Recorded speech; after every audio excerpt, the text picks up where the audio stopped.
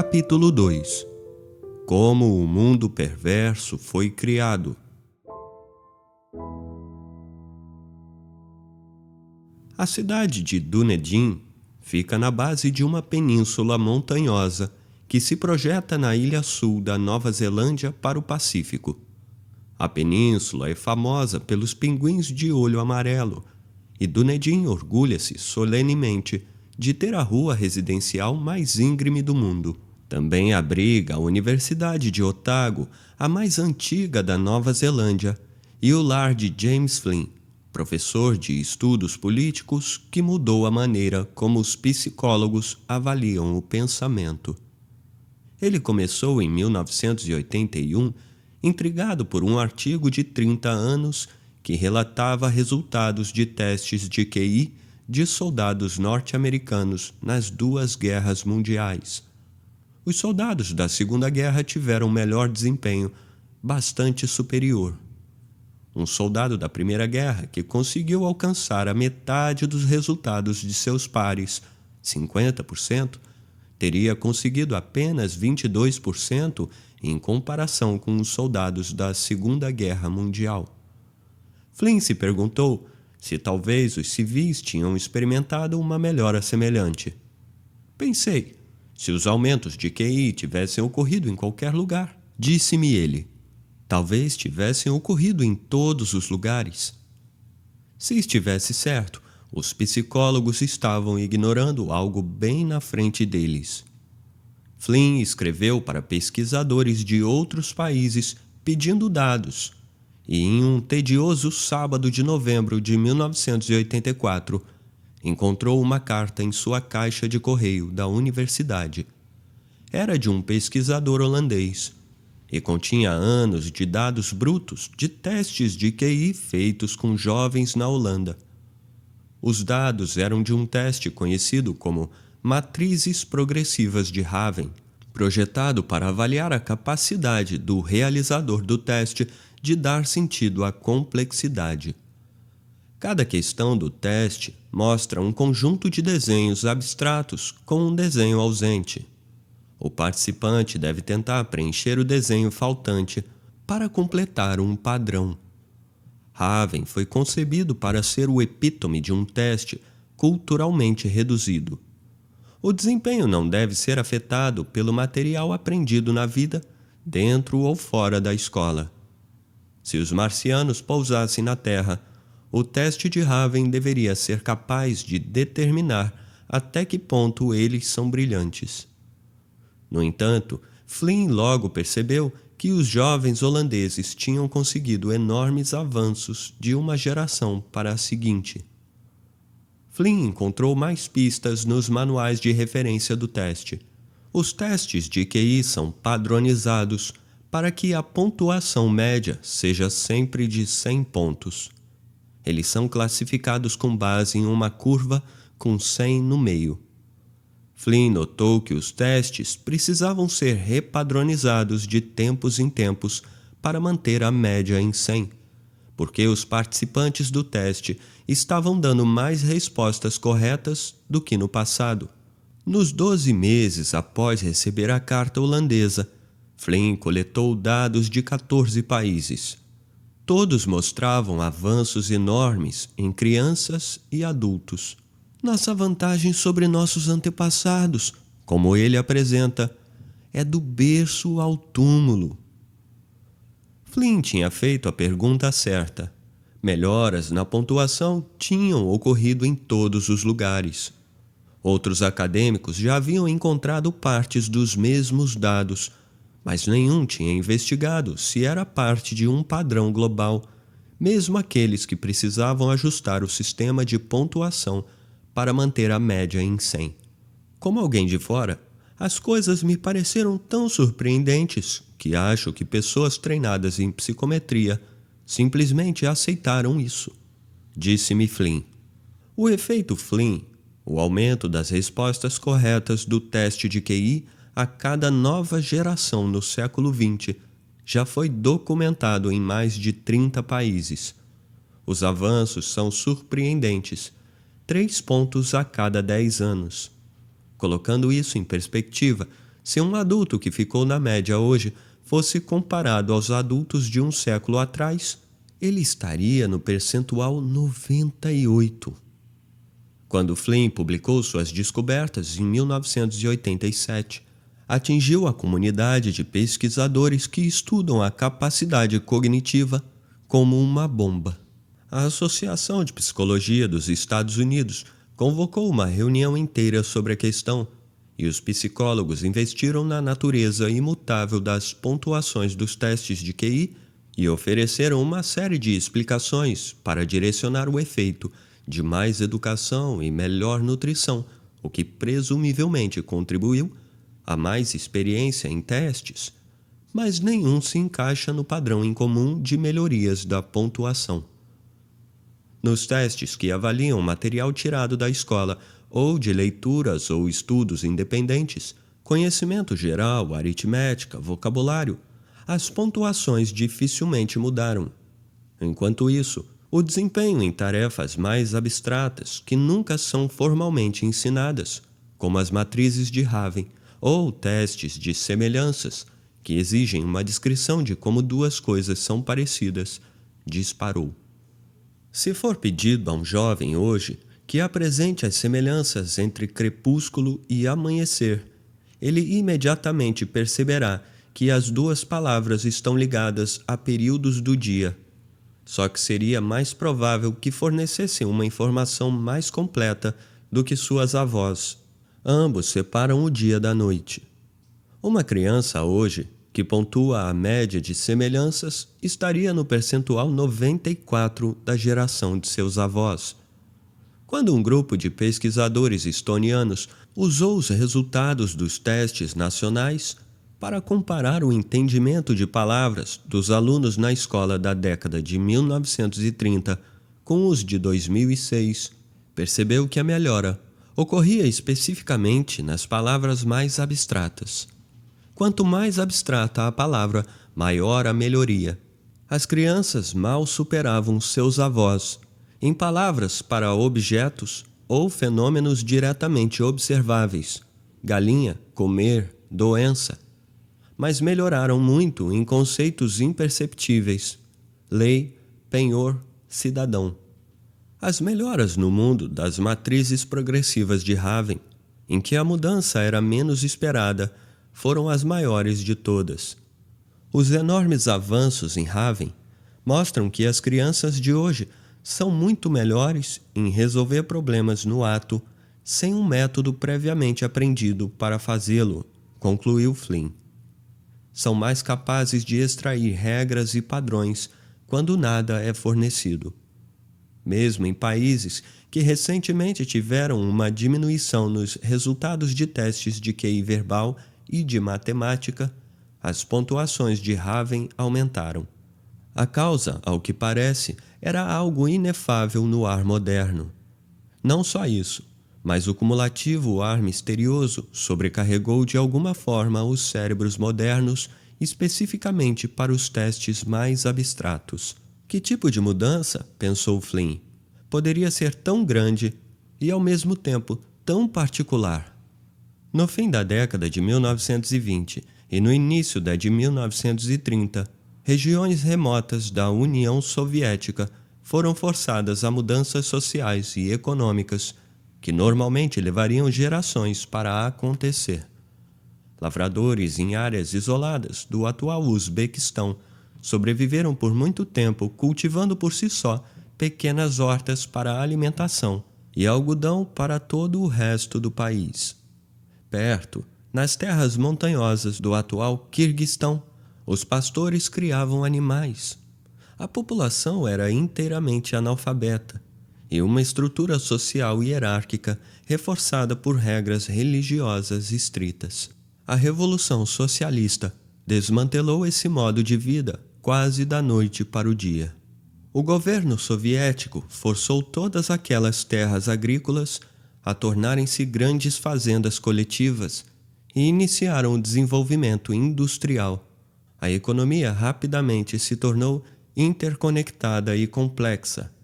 Agricultores tiveram que formar estratégias coletivas de trabalho planejar com antecedência para a produção, dividir funções e avaliar o trabalho ao longo do caminho. Aldeias remotas começaram a se comunicar com cidades distantes. Uma rede de escolas abriu em regiões com 100% de analfabetismo e adultos começaram a aprender um sistema de combinação de símbolos com sons. Os aldeões tinham números usados antes, mas apenas em transações práticas. Agora, eles foram ensinados o conceito de um número como uma abstração, que existia mesmo sem referência à contagem de animais ou distribuição de alimentos. Algumas mulheres da aldeia permaneceram analfabetas, mas fizeram cursos de curta duração sobre como ensinar alunos do jardim de infância. Outras mulheres foram admitidas por mais tempo em uma escola de professores. Aulas de educação pré-escolar e a ciência e tecnologia da agricultura foram oferecidas a alunos que não tinham nenhum tipo de educação formal. Escolas secundárias e institutos técnicos foram criados em seguida. Em 1931, em meio a essa incrível transformação, um jovem e brilhante psicólogo russo chamado Alexander Luria reconheceu um fugaz experimento natural, único na história do mundo. Ele se perguntou se mudando o trabalho dos cidadãos também poderia mudar suas mentes. Quando Luria chegou, as aldeias mais remotas ainda não haviam sido tocados pela reestruturação em alta velocidade da sociedade tradicional. Essas aldeias deram a ele um grupo de controle. Ele aprendeu a língua local e trouxe colegas psicólogos para criar situações sociais descontraídas para os moradores, casas de chá ou pastagens, e discutir perguntas ou tarefas destinadas a discernir seus hábitos mentais. Alguns eram muito simples: apresentar novelos de lã ou seda em uma série de matizes e pedir aos participantes que os descrevessem. Os agricultores coletivos e líderes das fazendas, bem como as alunas, selecionaram facilmente azul, vermelho e amarelo, às vezes com variações, como azul escuro ou amarelo claro. Os moradores de vilarejos mais remotos, que ainda eram pré-modernos, deram descrições mais diversificadas: algodão em flor, dentes cariados, muita água, céu, pistache. Então, foram solicitados que classificassem os novelos em grupos. Os agricultores coletivos e os jovens, mesmo com pouca educação formal, fizeram isso com facilidade, formando naturalmente grupos de cores. Mesmo quando não sabiam o nome de uma determinada cor, tiveram pouca dificuldade em juntar os tons mais escuros e mais claros da mesma cor. Os aldeões remotos, por outro lado, recusaram-se, mesmo aqueles que trabalhavam com bordado. Não pode ser feito, disseram. Nenhum deles é o mesmo. Não dá para colocá-los juntos. Quando estimulados vigorosamente, e somente se pudessem colocar em muitos pequenos grupos, alguns cederam e criaram conjuntos aparentemente aleatórios. Alguns pareciam ordenar os novelos de acordo com a saturação de cor, sem levar em conta a cor. Depois foi a vez das formas geométricas. Quanto maior a dose de modernidade, maior a probabilidade de um indivíduo compreender o conceito abstrato de formas, fazer grupos de triângulos, retângulos e círculos, mesmo sem educação formal e sem conhecer os nomes das formas. Enquanto isso, os aldeões remotos não viam nada parecido em um quadrado desenhado com linhas sólidas e o mesmo quadrado exato desenhado com linhas pontilhadas. Para a Alieva, uma aldeã remota de 26 anos, o quadrado de linhas sólidas era obviamente um mapa, e o quadrado pontilhado era um relógio. Como um mapa e um relógio podem ser colocados juntos? Perguntava ela incrédula. Camide, um aldeão remoto de 24 anos, insistia que os círculos preenchidos e os não preenchidos não poderiam estar juntos, porque um era uma moeda e o outro uma lua. O padrão continuou para cada gênero de pergunta, pressionados a fazer agrupamentos conceituais, parecidos com as perguntas de semelhanças nos testes de QI. Os aldeões remotos voltaram às narrativas práticas, com base em sua experiência direta. Quando os psicólogos tentaram explicar um exercício de agrupamento do tipo o que não pertence a Hakmat, de 39 anos, deram a ele o exemplo de 3 adultos e uma criança, com a criança evidentemente diferente das outras. Só que Hakmat não conseguia ver assim. O menino deve ficar com os outros, argumentava ele. Os adultos estão trabalhando, e se tiverem que continuar correndo para buscar as coisas, nunca conseguirão terminar o trabalho. Mas o menino pode correr por eles. Certo. Então que tal um martelo, uma serra e um machado? E um tronco? 3 deles são ferramentas. Eles não são um grupo, Hakmat respondeu. Porque são inúteis sem o tronco. Então por que estariam juntos? Outros aldeões descartaram o martelo ou o machado, que consideraram menos versáteis para usar com o tronco, a menos que pensassem em bater o machado no tronco com o martelo, e nesse caso ele poderia ficar. Talvez então pássaro, rifle, punhal, bala. Não dá para excluir um e ter um grupo, insistiu um aldeão remoto. A bala deve ser carregada no rifle para matar o pássaro, e então você tem que cortar o pássaro com o punhal, já que não há outro jeito de fazer isso. Essas foram apenas as apresentações de explicação da tarefa de agrupamento, não as questões reais.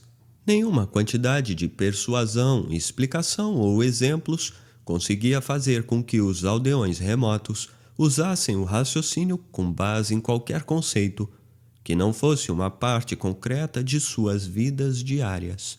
Os agricultores e estudantes que tinham começado a ingressar no mundo moderno puderam praticar um tipo de pensamento chamado edução, elaborar princípios orientadores quando receberam fatos ou materiais, mesmo na ausência de instruções, e até quando nunca tinham visto material antes.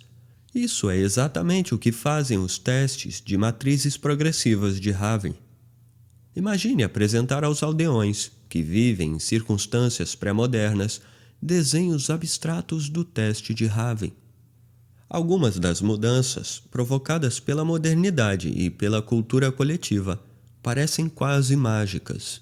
Lúria descobriu que os aldeões mais remotos não estavam sujeitos às mesmas ilusões de ótica que os cidadãos do mundo industrializado, como a ilusão de Ebbinghaus. Qual círculo central abaixo parece maior? Se você disse o da direita, provavelmente é um cidadão do mundo industrializado. Os aldeões remotos viam corretamente que são do mesmo tamanho, enquanto os agricultores coletivos e as mulheres do magistério escolheram o da direita. Essas descobertas foram repetidas em outras sociedades tradicionais, e cientistas sugeriram que isso pode refletir o fato de que as pessoas pré-modernas não são tão atraídas pelo contexto holístico, a relação dos vários círculos entre si. Desse modo, sua percepção não é alterada pela presença de círculos extras. Para usar uma metáfora comum, as pessoas pré-modernas confundem a floresta com as árvores, e as pessoas modernas confundem as árvores com a floresta. Desde essa viagem de Lúria ao interior, os cientistas replicaram seu trabalho em outras culturas. O povo Kpelle, na Libéria, cultivava arroz para a subsistência, mas na década de 1970, as estradas começaram a serpentear na direção deles, conectando os Kpelles às cidades. Ao receber testes parecidos, Adolescentes que tinham ligações com instituições modernas agruparam itens usando categorias abstratas. Por exemplo, todas essas coisas podem nos manter aquecidos, enquanto os adolescentes tradicionais geravam grupos que eram comparativamente arbitrários e mudavam com frequência, mesmo quando se pedia que repetissem a mesma tarefa. Como os adolescentes, tocados pela modernidade, tinham construído grupos temáticos significativos, também conseguiam se lembrar muito melhor quando, mais tarde, eram questionados sobre os itens. Quanto mais tinham se aproximado da modernidade, mais forte era seu pensamento abstrato, e menos precisavam usar sua experiência concreta com o mundo como ponto de referência. Nas palavras de Flynn, agora vemos o mundo através dos óculos científicos. Ele quer dizer que, em vez de confiar em nossas próprias experiências diretas, compreendemos a realidade por meio de esquemas de classificação, usando camadas de conceitos abstratos para entender como as informações se relacionam umas com as outras. Crescemos em um mundo de esquemas de classificação totalmente estranhos a quem mora nos vilarejos remotos. Classificamos alguns animais como mamíferos e, dentro dessa classe, estabelecemos conexões mais detalhadas baseadas na semelhança da fisiologia e do DNA deles. As palavras que representam conceitos que antes eram domínio exclusivo de estudiosos passaram a ser amplamente compreendidas em poucas gerações. A palavra porcentagem era quase inexistente nos livros em 1900. Em 2000, ela aparece cerca de uma vez a cada 5.000 palavras. Este capítulo tem aproximadamente 7.000. Os programadores de computador trabalham com muitas camadas de abstração. Eles sempre se saem muito bem no teste de Raven. Na barra de progresso que vai crescendo na tela do computador para indicar um download, há uma legião de abstrações, do básico. A linguagem de programação que o criou é uma representação do código binário, os números 1 e 0 puros que o computador usa, ao psicológico. A barra é uma projeção visual do tempo que proporciona paz de espírito por estimar o progresso de um número imenso de atividades subjacentes. É possível que advogados considerassem como os resultados de um caso iniciado por um indivíduo em Oklahoma seria relevante para outro caso iniciado por uma empresa na Califórnia.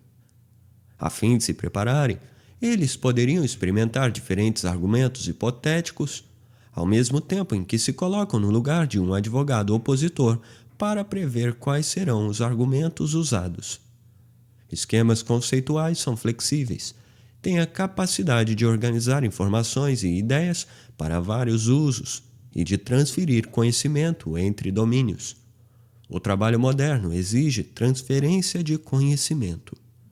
A capacidade de aplicar o conhecimento a novas situações e a diferentes domínios.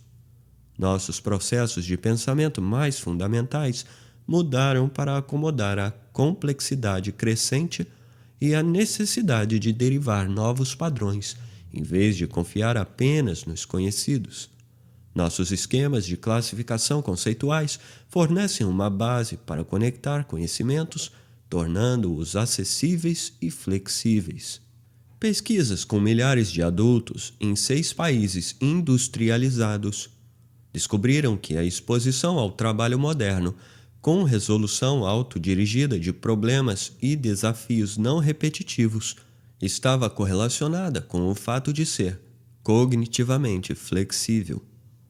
Como Flynn faz questão de salientar, isso não significa que os cérebros tenham agora mais potencial inerente do que tinham uma geração antes, mas que os óculos utilitários foram trocados por óculos que classificam o mundo usando conceitos. Mesmo recentemente, dentro de algumas comunidades religiosas muito tradicionais ou ortodoxas, que se modernizaram, mas que ainda impedem as mulheres de se envolver com trabalhos modernos, o efeito Flynn ocorreu mais lentamente para elas, do que para os homens na mesma comunidade. A exposição ao mundo moderno deixou-nos mais bem adaptados a complexidades, e isso se manifestou como flexibilidade, com profundas implicações para a amplitude de nosso mundo intelectual. Em toda a direção cognitiva, as mentes dos cidadãos pré-modernos eram muito restringidas pelo mundo concreto diante deles. Com persuasão, alguns resolveram esta sequência lógica. 2 pontos. O algodão cresce bem em um lugar quente e seco. A Inglaterra é fria e úmida. O algodão pode crescer lá ou não.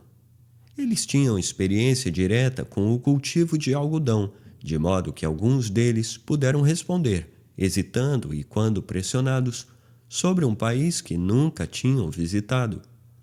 Exatamente a mesma charada, com detalhes diferentes, deixava-os perplexos.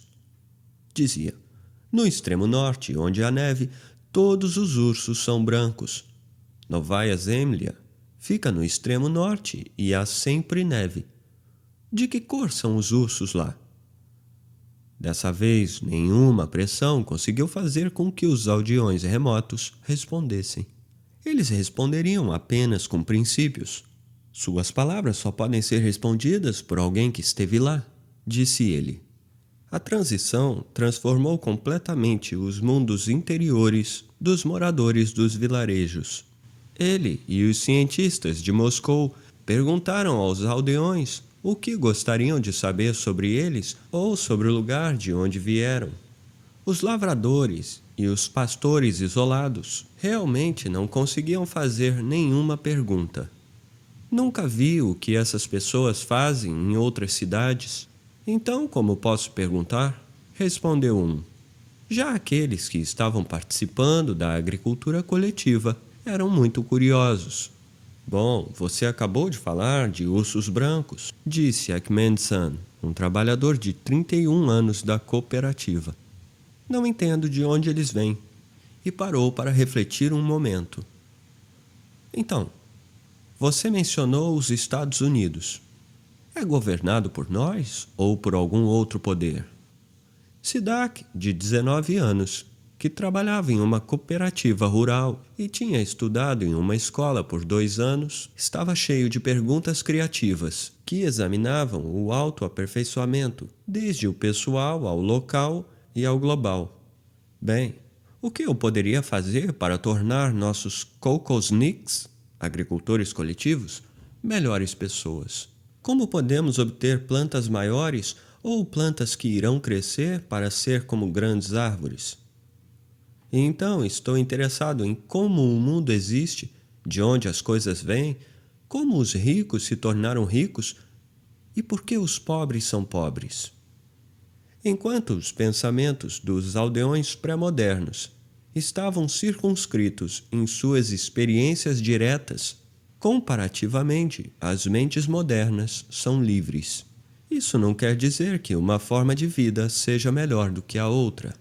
Como o historiador árabe Ibn Khaldun, considerado um fundador da sociologia, apontou séculos atrás, um morador da cidade viajando pelo deserto será completamente dependente de um nômade para mantê-lo vivo. Enquanto eles permanecerem no deserto, o nômade é um gênio. Mas também é verdade que a vida moderna requer amplitude e estabelecimento de conexões em domínios e ideias distantes. Luria abordou esse tipo de pensamento categórico, que Flynn mais tarde chamaria de óculos científicos. Geralmente é bastante flexível, escreveu Luria. Os sujeitos estudados mudam prontamente de um atributo a outro e constroem categorias adequadas. Eles classificam os objetos por substâncias, animais, flores, ferramentas, materiais, madeira, metal, vidro, tamanho, grande e pequeno, cor, claro e escuro, ou na propriedade. A capacidade de se mover livremente, de mudar de uma categoria para outra, é uma das principais características do pensamento abstrato. O grande desapontamento de Flynn é o grau em que a sociedade, e especialmente o ensino superior, respondeu à ampliação da mente, impulsionando a especialização, em vez de concentrar o treinamento inicial no conhecimento conceitual e transferido. Flynn realizou um estudo no qual comparou a média das notas dos estudantes veteranos em uma das principais universidades estaduais dos Estados Unidos do curso de Neurociência a Letras, de acordo com o desempenho em um teste de pensamento crítico. O teste media a capacidade dos alunos de aplicar conceitos abstratos fundamentais de economia, ciências sociais, física e lógica para cenários comuns do mundo real. Flynn ficou confuso ao descobrir que a correlação do teste de processamento conceitual amplo e as notas eram de quase zero. Nas palavras de Flynn, as características que significam boas notas na universidade não incluem a capacidade crítica de qualquer significado amplo. Cada uma das 20 questões do teste avaliou uma forma de pensar que pode ser amplamente utilizado no mundo moderno. Para itens de teste que exigiam o tipo de raciocínio conceitual que pode ser obtido sem nenhum treinamento formal, detectar a lógica circular, por exemplo, os alunos se saíram bem. Mas em relação às estruturas que mais exigem as suas habilidades de raciocínio conceitual, eles foram horríveis. Os estudantes de biologia e inglês foram mal em tudo o que não estava diretamente relacionado a seu campo. Nenhum dos estudantes, inclusive os de psicologia, entendia os métodos das ciências sociais. Os estudantes de ciências aprendiam os fatos de seu campo específico sem compreender como a ciência deveria funcionar para tirar conclusões verdadeiras. Os estudantes de neurociências não se saíram particularmente bem em nada. Os estudantes de administração e negócios tiveram um resultado muito fraco no geral, inclusive em economia. Já os estudantes de economia foram os melhores no geral. A economia é um campo amplo por natureza, e professores dessa área estão sempre aplicando os princípios de raciocínio que aprenderam a problemas fora da economia. Os químicos, por outro lado, são extraordinariamente brilhantes, mas em vários estudos precisaram lutar para aplicar o raciocínio científico a problemas que não eram do campo da química. Geralmente, os estudantes que Flynn testou confundiam julgamentos sutis de valor com conclusões científicas. Em uma pergunta que apresentava um cenário complicado e exigia que os alunos não confundissem uma correlação com evidências de causalidade, o desempenho deles foi pior do que respostas aleatórias. Quase nenhum dos estudantes, em todos os cursos, mostrou uma compreensão consistente sobre como aplicar métodos de avaliação da verdade que tinham aprendido em sua própria disciplina nas outras áreas. Nesse sentido, os estudantes tinham algo em comum com os aldeões remotos de Lúria. Mesmo os estudantes de ciências não conseguiam generalizar os métodos de pesquisa de seus campos para outros. A conclusão de Flynn: não há nenhum sinal de que qualquer departamento tente desenvolver alguma coisa que não seja competência crítica estrita. Flynn está agora na casa dos 80 anos. Ele tem uma barba toda branca, as bochechas fustigadas pelo vento de alguém que correu durante toda a vida, e vários cachos brancos que criam mechas e ondulam como nuvens sobre a cabeça. Sua casa em uma colina em Dunedin tem vista para as terras suavemente ondulantes das fazendas. Quando ele conta sobre sua própria educação na Universidade de Chicago, onde foi capitão da equipe de cross-country, levanta a voz. Mesmo as melhores universidades não estão desenvolvendo inteligência crítica, contou-me. não estão dando aos alunos as ferramentas para analisar o mundo moderno, exceto na própria área de especialização. A educação é muito estrita. Ele não quer dizer isso no sentido simples de que todo estudante de ciência da computação precisa de uma aula de história da arte, mas que todos precisam de hábitos mentais que lhes permitam se deslocar entre as disciplinas. Chicago, há muito tempo, se orgulha de um currículo central dedicado ao pensamento crítico interdisciplinar. O curso de 2 anos, de acordo com a universidade, pretende ser uma introdução às ferramentas de investigação utilizadas em cada disciplina: ciência, matemática, ciências humanas e sociais. O objetivo não é só transferir conhecimento, mas trabalhar com questões fundamentais e familiarizar-se com as poderosas ideias que moldam nossa sociedade. Mas mesmo em Chicago, argumenta Flynn, sua educação não maximizou o potencial moderno de aplicação do pensamento conceitual entre diferentes domínios. Os professores, disse-me ele, estão muito ansiosos para compartilhar seus fatos favoritos, recolhidos durante anos de estudo cada vez mais estritos. Ele deu aulas por 50 anos, de Cornell a Canterbury, e é rápido para se incluir nessa crítica.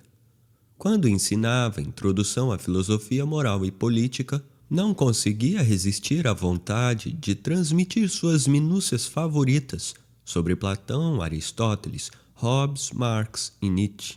Flynn introduzia conceitos gerais em sala de aula, mas tem certeza de que muitas vezes os enterrava em uma montanha de outras informações específicas a somente essa classe, um mau hábito que trabalhou para superar. O estudo que ele realizou na Universidade Estadual o convenceu de que os departamentos universitários querem desenvolver alunos em uma área de especialidade específica, sendo que não conseguem afiar as ferramentas do pensamento que podem servir para todas as áreas. Isso deve mudar, argumenta ele, se quisermos que os estudantes capitalizem sobre a capacidade sem precedentes que possuem de pensamento abstrato. Eles devem aprender a pensar antes de aprenderem sobre o que pensar. Os alunos vêm preparados com óculos científicos, mas não saem carregando o canivete suíço do raciocínio científico.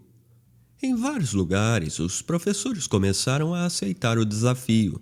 Um curso na Universidade de Washington, intitulado Falando Besteira em Linguagem Séria, teve foco em amplos princípios fundamentais para a compreensão do mundo interdisciplinar e na avaliação crítica do manejo diário da informação. Quando a turma foi aberta pela primeira vez em 2017, as vagas esgotaram-se no primeiro minuto. Janet Wing, professora de ciência da computação da Universidade de Colômbia e ex-vice-presidente corporativa da Microsoft Research, tem defendido o pensamento computacional amplo como o canivete suíço mental. Defende que ele se torne tão fundamental quanto a leitura, mesmo para aqueles que não terão nada a ver com ciência da computação ou programação. O pensamento computacional está usando a abstração e decomposição quando ataca uma grande tarefa complexa, escreveu ela. É escolher uma representação apropriada para um problema. Mas, na maioria das vezes, os estudantes obtêm o que o economista Bryan Caplan chamou de treinamento vocacional específico para trabalhos que poucos deles terão. 3/4 dos graduados universitários norte-americanos terminam em uma carreira que não tem nada a ver com sua formação. Uma tendência que inclui os formados em matemática e ciência, depois de terem se tornado competentes nas ferramentas de apenas uma disciplina. Uma boa ferramenta raramente é suficiente em um mundo complexo, interconectado e em rápida mudança, como disse o historiador e filósofo Arnold Toynbee quando descreveu a análise do mundo em uma era de mudança tecnológica e social. Nenhuma ferramenta é onicompetente. A paixão de Flynn ecoou profundamente dentro de mim. Antes de me dedicar ao jornalismo, eu fazia pós-graduação, vivia em uma tenda no Ártico, estudava como as mudanças na vida das plantas poderiam afetar o pergelissolo subterrâneo. As aulas consistiam em encher meu cérebro com os detalhes da fisiologia vegetal do Ártico. Poucos anos mais tarde, como jornalista investigativo escrevendo sobre pesquisas científicas ruins, percebi que havia cometido uma negligência estatística em uma seção da tese que me rendeu o mestrado da Universidade de Colômbia. Como muitos estudantes de pós-graduação, eu tinha um grande banco de dados e apertei um botão no computador para executar uma análise estatística comum sem nunca ter aprendido a pensar profundamente, nem superficialmente, sobre como funcionava uma análise estatística. O programa de estatísticas cuspiu um número logo considerado estatisticamente significativo. Infelizmente, era quase seguro um falso positivo, porque eu não entendia as limitações do teste estatístico no contexto em que estava aplicando. Nem os cientistas que revisaram o trabalho. Como afirma o estatístico Doug Altman, todos estão tão ocupados fazendo pesquisas que não têm tempo para parar e pensar como estão fazendo. Eu estava realizando uma pesquisa científica extremamente especializada, sem ter aprendido nada sobre raciocínio científico. E fui recompensado por isso com um diploma de mestrado, o que mostra a situação ruim do sistema de ensino. Por mais retroativo que pareça, só comecei a pensar de modo mais amplo em como a ciência deveria funcionar anos depois de ter deixado de trabalhar com ela. Felizmente, quando era estudante de graduação, tive um professor de química que incorporava o ideal de Flynn. Em toda a prova, no meio das típicas questões de química, havia algo assim. Quantos afinadores de piano existem na cidade de Nova York? Os estudantes precisavam dar uma estimativa usando apenas o raciocínio e tentar chegar à ordem de magnitude correta. Mais tarde, o professor explicou que se tratava de problemas de Fermi, porque Enrico Fermi, que criou o primeiro reator nuclear debaixo do campo de futebol da Universidade de Chicago, estava sempre resolvendo cálculos aleatórios para abordar problemas. A lição final da questão era que o conhecimento prévio detalhado era menos importante do que a maneira de pensar. No primeiro exame, segui meu instinto. Não tenho ideia, talvez 10.000? Muito alto. No final da aula, eu tinha uma nova ferramenta em meu canivete suíço conceitual. Uma maneira de usar o que eu pouco sabia para adivinhar o que eu não sabia. Eu conhecia a população da cidade de Nova York. A maioria das pessoas solteiras em pequenos apartamentos provavelmente não tinham pianos que precisavam ser afinados, e a maioria dos pais dos meus amigos tiveram de 1 a 3 filhos. Então, quantas famílias estão em Nova York? Que porcentagem delas podem ter pianos? Com que frequência os pianos são afinados? Quanto tempo pode demorar para desafinar um piano? Quantas casas um afinador pode atender por dia? Quantos dias por ano um afinador trabalha? Nenhuma das estimativas individuais precisa ser muito exata para se obter uma resposta geral razoável.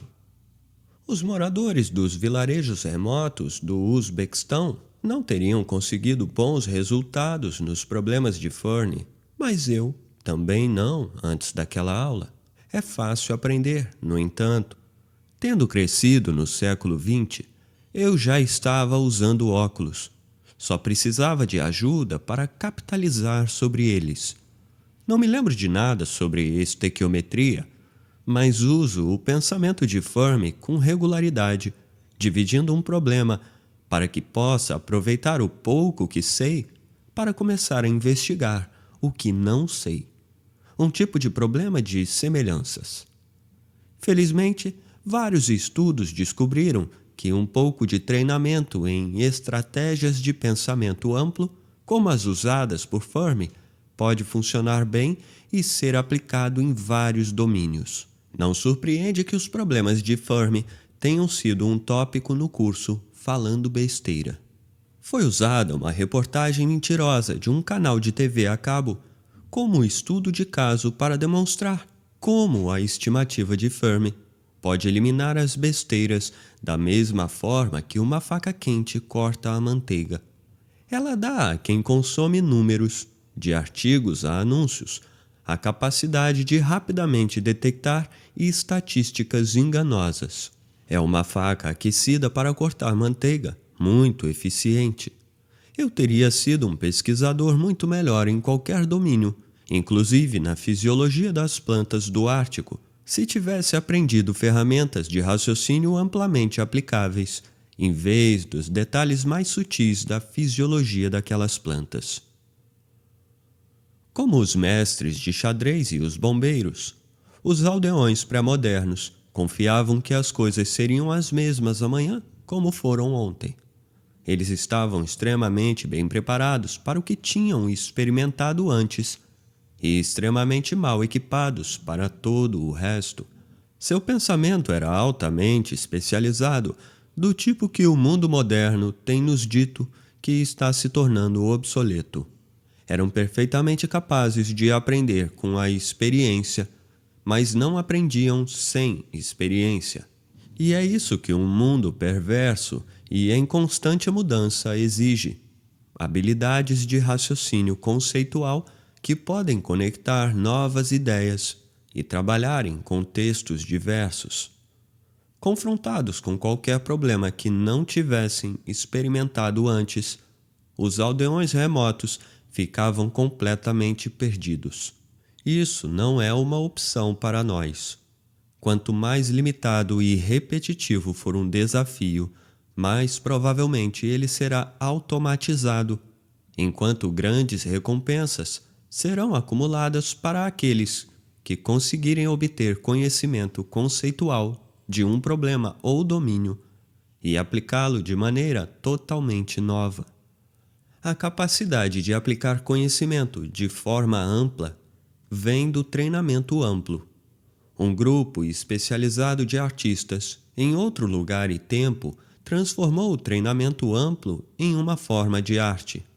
Sua história é mais antiga e, no entanto, uma parábola muito melhor do que os prodígios do xadrez para a era moderna. Você está ouvindo Porque os Generalistas Vencem em um Mundo de Especialistas. Autor David Epstein. Compre o livro físico e estimule assim a produção de mais obras como esta.